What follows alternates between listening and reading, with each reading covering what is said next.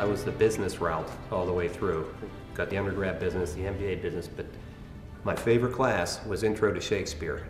And I had a gentleman by the name of Phil Wyand, who's still involved in, he's retired now, but he still does faculty senate meetings, and I see him, I have to go to some of those meetings as well. And I've told him many times that he was by far my favorite professor. As a matter of fact, we did take 2 English classes, and I signed up, after I had him freshman year, I signed up for another class he gave in the sophomore year. So he was... What did he do that was so special? He's quite animated. I mean, even in the meetings now, I mean, he just has the gift of talking. I mean, he's able to captivate you and you listen to him, and he's very articulate, very enjoyable. I remember Dr. Barbara Sizemore. So I had my major was psychology and my minor was Black Studies. They called it Black Studies at the time.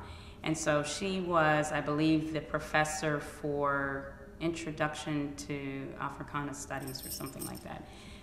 She was tough. She was an excellent, excellent professor, very rigid, knew her information well, and she wouldn't take any mess. So I remember once I had a paper to turn in, and I handed it over to her, and she just took a quick glance at it. I mean, she didn't even read it. She just took a quick glance at it and just tossed it back and said, "What is this?" I said, "No, you have to redo this." I think I was a freshman.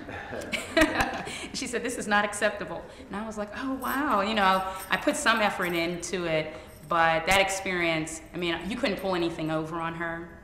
So I knew, I said, okay, yeah, she's someone that knows her game, knows her work well, and wanted us to be the best that we could be.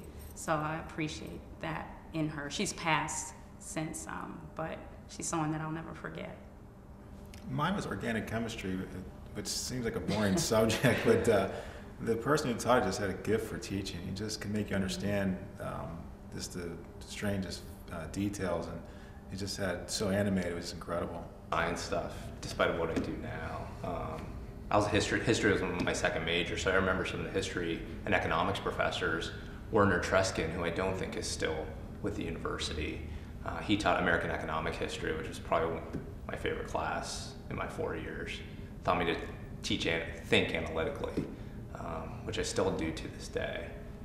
So I'm more interested in the business section of the New York Times than I am in the science section of the New York Times, probably because I'm inundated with that on a daily basis. So still carries to this day. When I was in the dual master's program, the professor who challenged me the most was also my advisor, Kevin Kearns from GISPIA.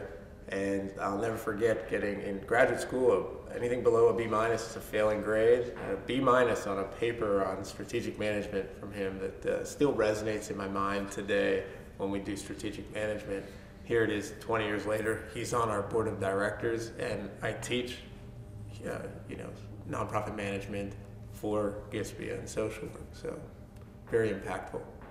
I love the fact how encouraging everybody was when I was here. From the professors to the counselors, it's like whatever you wanted to do, it wasn't like, oh, you can't do it. It was always, let's see how we can get you there, or it was never a no.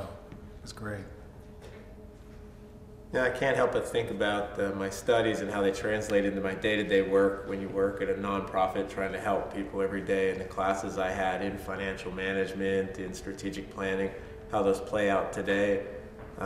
Brought me back to teach at Pitt those same classes in social work and public administration, and the reality is I don't think I could be more involved. I'm on both dean's councils, and we bring students for student internships at our place of work, and the majority of the people on our staff are Pitt graduates, because we help to groom them in a professional atmosphere to be the kind of employee we want to have.